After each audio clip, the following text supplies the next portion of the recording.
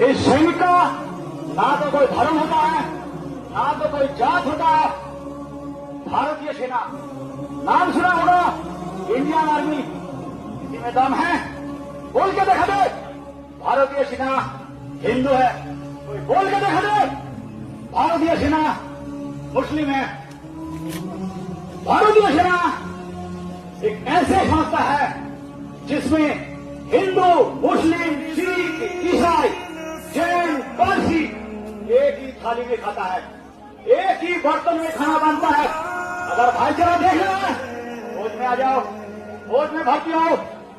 भाई आज दुनिया में नहीं रहा, इसकी जगह कोई पूरा नहीं कर सकता।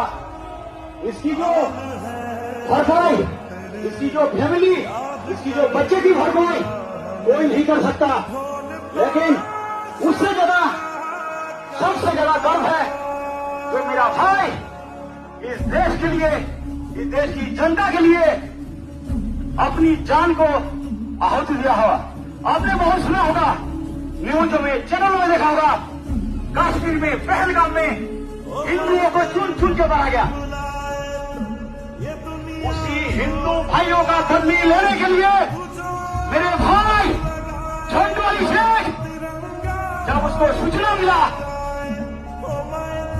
बसंतगंज की वादियों में, जंगलों में दुश्मन छुपा हुआ है, भाई को ऑर्डर मिला।